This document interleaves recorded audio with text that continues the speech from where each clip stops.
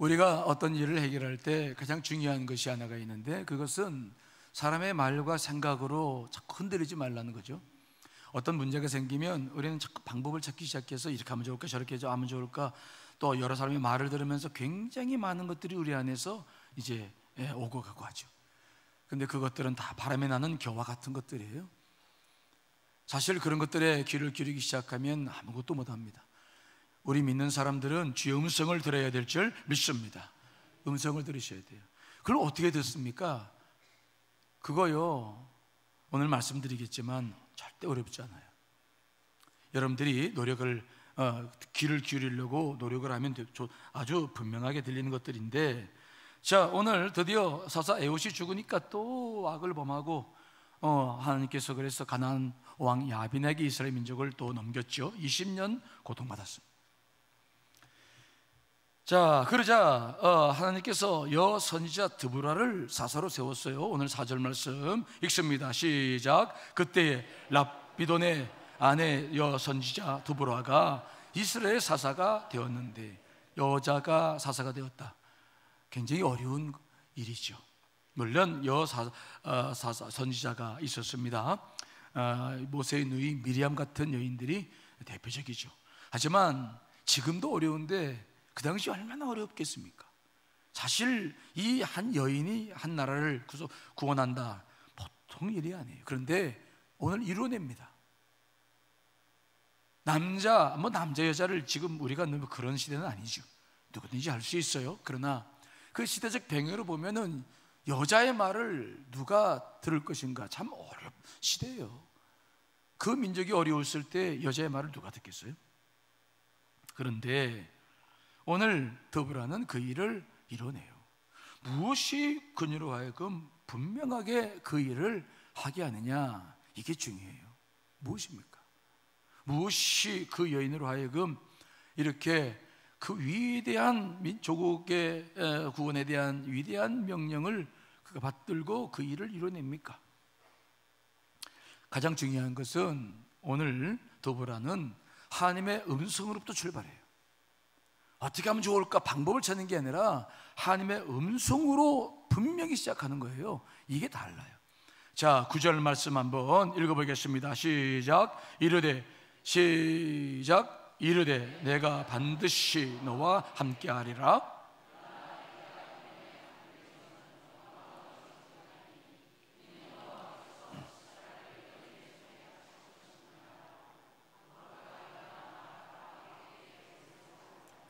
오늘 이 9절 말씀은 드보라가 전쟁에 나가기가 어려우니까 바닥이라는 사람을 이제 불러서 그에게 하나님의 말씀을 전합니다.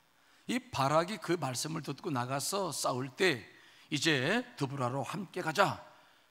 그래서 이제 함께 가는데, 오늘 이 바락에게 말하는 것이 무엇입니까? 하나님께서 너와 반드시 함께한다. 네가 반드시 승리한다. 그러나 그 군대장관, 야빈의 왕의 군대장관 시스라는 네가 죽이지 못하고 한 여인이 죽이게 될 것이다. 하지만 반드시 승리한다. 이 내적 확신. 어떻게 하면 좋을까? 참모회의 해가지고 어떻게 전략을 세우고 전술을 세우고 이런 관점이 아니에요. 이것이 우리 크리스천들이 세상 사람과 다른 점이에요. 이거 굉장히 중요한 것입니다. 우리는 그럴 만한 존재들인데, 우리가 이 문제를 어떻게 하느냐에 따라서 많은 이제 삶의 내용들이 달라져요. 그런데 오늘 이렇게 분명한 확신을 가지고 바락에게 이야기를 하면서 전쟁을 승리로 이끌었는데, 어떻게 정말 이 음성들이 이루어졌을까? 15절로 17절 말씀 한번 읽어보겠습니다. 시작.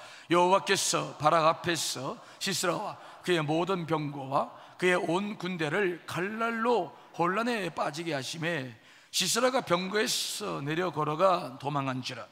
바락이 그의 병거들과 군대를 추격하여 하루셋 학고임에 이르니 시스라의 온 군대가 다 칼에 엎드려졌고 한 사람도 남은 자가 없었더라.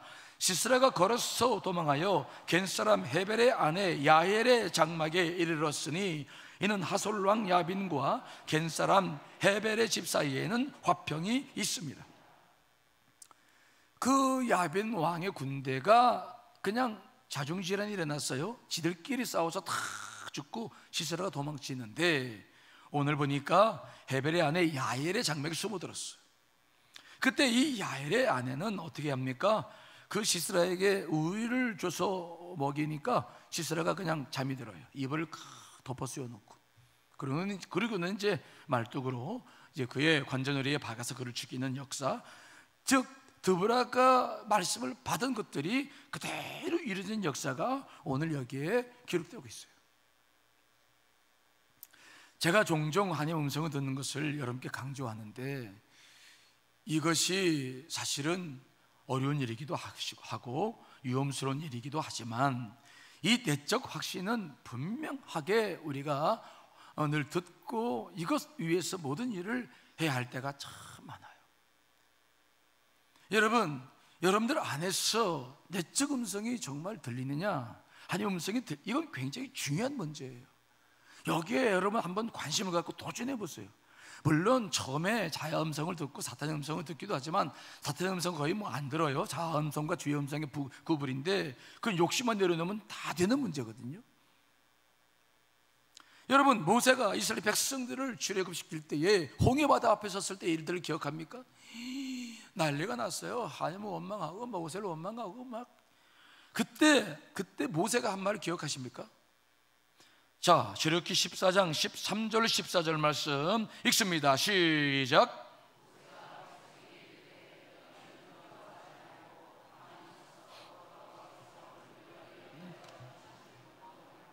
너희가 오늘 본 애굽 사람을 영원히 다시 보지 아니하리라. 여호와께서 너희를 위하여 싸우시리니 너희는, 중요한 것은 우리는 가만히 있고 주님이 싸울 수 있는 기회를 드려야 되는 거예요. 이것은 내적 음성으로부터 시작돼요. 가만히 있어라. 이거 굉장히 중요한 말이에요. 여러분들 안에서 일어나고 있는 많은 생각들과 이것들이 어떻게 좀 내려앉게 되느냐, 좀 가만히 있게 하느냐, 이게 중요합니다. 그것을 훈련하세요. 이번 주 다음 주 훈련해 보세요. 그럼 어떻게 하면 좋을까요? 제가 늘 하는 방법이 있는데, 여러분께 말씀을 드립니다. 이론적으로는 말씀드릴 수 있는데 복잡한 것도 아니에요. 근데 그게 여러분들 안에 와닿지 않을 거예요. 제가 강조하는 것 딱 두 가지예요. 첫째는 뭐냐? 금식하라. 따라합시다. 금식하라. 크게 좀 해봐요. 금식해라. 왜 그러냐? 생각이라고 하는 것, 너무 이것은 육과 관계된 것들이에요. 다 겉사람에 관계된 것들이에요. 그래서 정말 금식을 해보세요. 하루에 한 끼 아니면 두 끼 좋아요. 그냥 온전한 금식을 하라고 하면은 여러분들이 인상 팍 쓸 테니까 저는 그런 건 말씀 안 드리는데, 정말 한 끼나 두 끼만이라도 해보세요. 육을 죽이세요. 육을 죽이시라고. 이것을 여러분들이 두려워하지 마세요. 안 죽어요. 아멘. 이것이 저 밖에 금식차가 있는데, 제가 그동안 금식을 강조 안 하는 것은 잔소리가 될까봐. 금식하라 하면 잔소리가 돼가지고 귀에 안 들어와요. 근데 그동안 한마디도 안 했는데 오늘 그 말씀을 드려요. 금식하세요. 금식하시라고요. 육을 죽이세요. 육을 죽이면 자연스럽게 이게 주의 음성이라는 게 그냥 들으려고 애를 쓰고 하는 것도 중요한데, 이게 들려야 되거든요.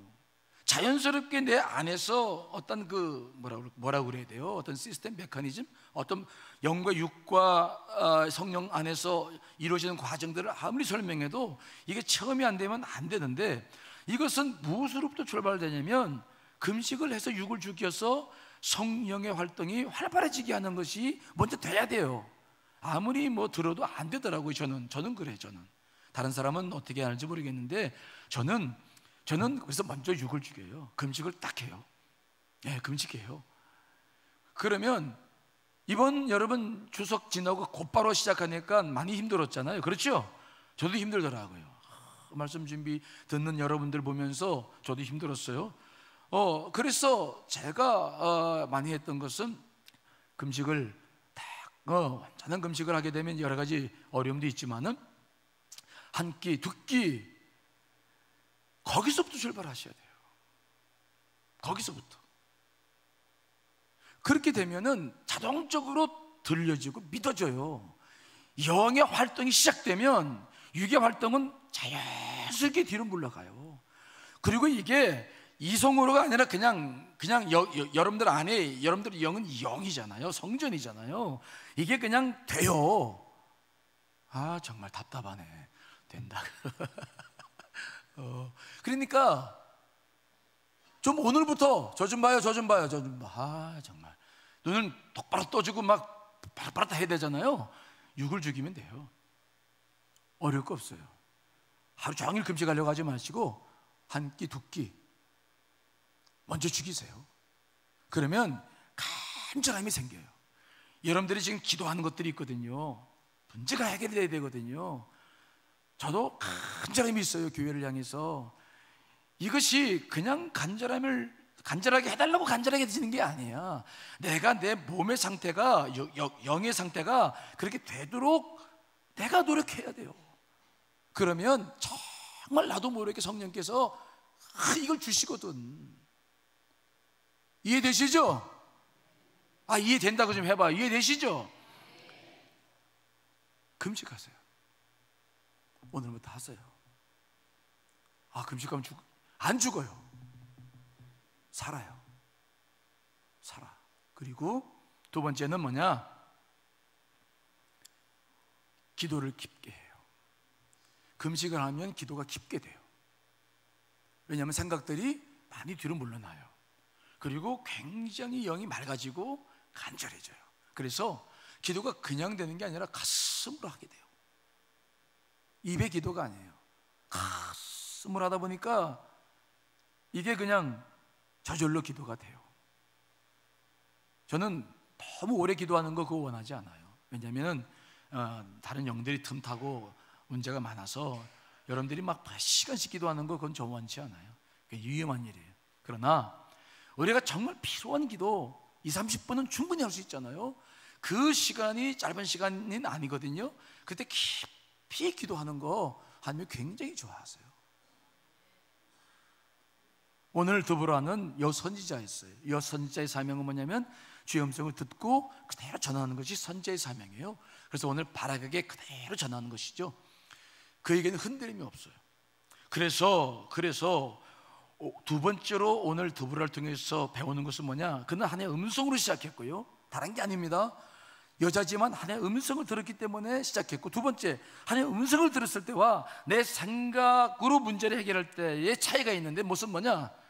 하나님의 음성을 들었을 때와 어떤 방법으로 내가 문제를 해결하려고 하는 데는 차이가 있는데, 어떤 차이가 있느냐? 하나님의 음성을 듣는 사람들은 흔들림이 없어요.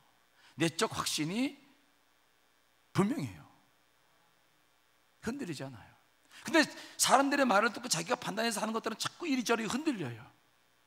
오늘 두브라를 보실까요?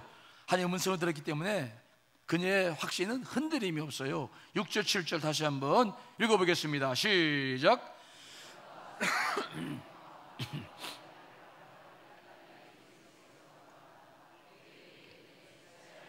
여호와께서 이같이 명령하지 아니하셨느냐? 너 납달리 자손과 스불론 자손 10,000명을 거느리고 다볼산으로 가라. 내가 야빈의 군대 장관 시스라와 그의 병거들과 그의 무리를 기손 강으로 이끌어 내게 이르게 하고 그를 내 손에 넘겨주리라 하셨는데, 흔들림이 없어요. 올라가라. 10,000명 가지고 올라가라. 시스라를 그의 병거들과 그 무리를 기손 강으로 이끌어서 내게 주고 그를 내 손에 넘겨줄 것이다. 흔들림이 없어요. 그러면 안 주면 어떡할 건데요? 그런 거 없어요. 주의 음성을 딱 듣는 사람들은 그렇게 질문하지 않아요. 왜? 너무 분명하니까. 그것이 확실하니까 흔들릴 필요가 없어요. 이 사람의 이야기가, 이 사람이 기도를 하면서 이런 이야기가 있는지 모르겠는데, 미국 크라이슬러 자동차 회장이었던, 은퇴했던 리 아야코카는 자서전에서 그런 말을 하더라고요. 삶의 승패는 환경으로 만들어지는 것이 아니라 확신으로 만들어진다. 환경으로 만들어지는 것이 아니라 뭐로 만들어진다고요? 확신으로 만들어진다는 거. 확신으로. 그러면서 그는 그렇게 말합니다. 인생의 성공과 실패는 우리를 둘러싸고 있는 환경이 좋으냐 나쁘냐로 결정되는 것이 아니라 내가 삶에 있어서 어떤 확신을 가지고 있느냐에 따라 결정된다. 큰 기업을 이끌었던 사람이 하는 말이기 때문에 나름대로 가치가 있다고 저는 생각해요. 사업을 하는 사람들도 그런 말을 하는 거예요. 환경으로가 아니라 자기 확신인데, 확신이 어디서부터 오느냐가 중요하겠죠. 그래서 그는 그렇게 말을 해요. 확신 있는 사람은 모든 것이 확신이 있기 때문에 긍정적으로 보기 시작한다는 거죠. 된다고 생각하니까 된다, 그렇게 그는 말을 해요. 여러분, 우리 안에서 믿음이 분명한 사람들은 이게 나도 모르게 긍정적인 사람이 돼요. 여러분, 그거 경험해 보셨어요? 경험해 보셨어요? 우리 집사람이 날마다 저한테 그래요. 당신은 늘 긍정적이라고. 아니, 내가 일부러 긍정적이라고 하려고 긍정적인 거 아니에요. 뭐 긍정적이면 뭐 좋다, 그런 개념이 아니라 그냥 긍정적이에요. 확신이 들면 긍정적이에요. 그래서 미국의 윌리엄 제임스라는 사람의 철학자인데, 그 사람의 책을 보니까 그 사람은 그런 말을 쓰더라고요.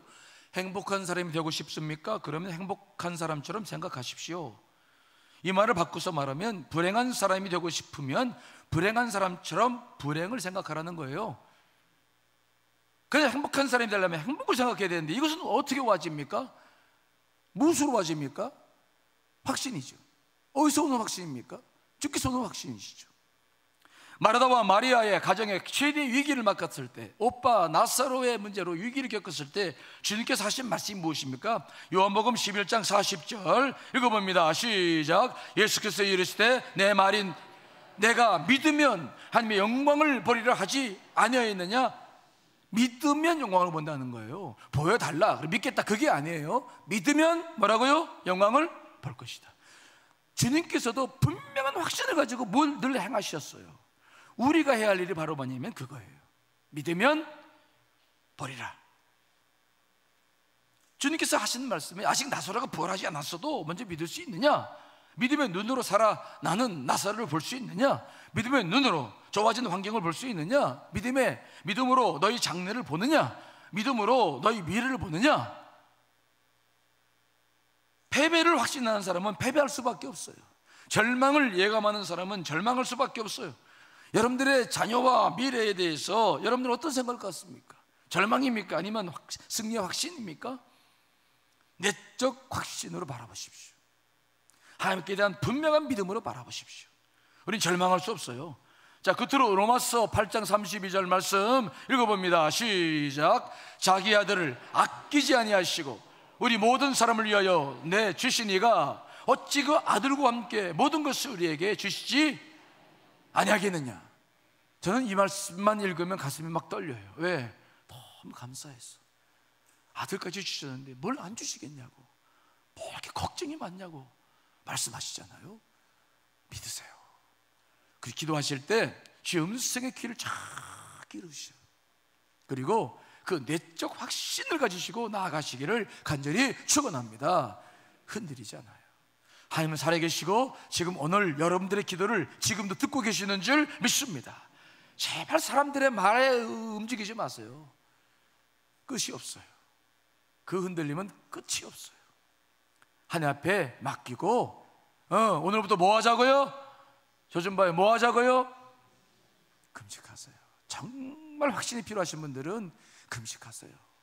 좀 담임 목사 말 좀 믿어요. 좀 믿어요. 정말 많이 믿어주셔서 감사한데 해보세요. 그냥 믿으려고 이게 믿어진다. 우리 임재 장로님 가끔 기도할 때 이 믿어지는 은혜를 달라고 그러시는데, 믿어지는 은혜는 그냥 와시잖아요. 그런데 저는 금식하면 이게 믿어져요. 육을 죽이면 영이 맑아지면 그냥 믿어져요. 이게 참 신기해요. 그래서 금식이 어려운 줄 알지만 기쁨이 있어요. 기쁨이 있다고요. 육을 죽이는 기쁨이 뭔 줄 아십니까? 그거 없이는 안 돼요. 믿어진다고요. 들린다고요. 여러분들 안에 오늘부터 좀 남다른 각오를 가지시고, 오늘 특별히 소개드리시는데 이 2주밖에 안 되는 이 기도의 기간에도 흔들리면 안 돼요. 집중하시고 오늘부터 더 각오를 다지신 여러분 되시기를 간절히 축원합니다.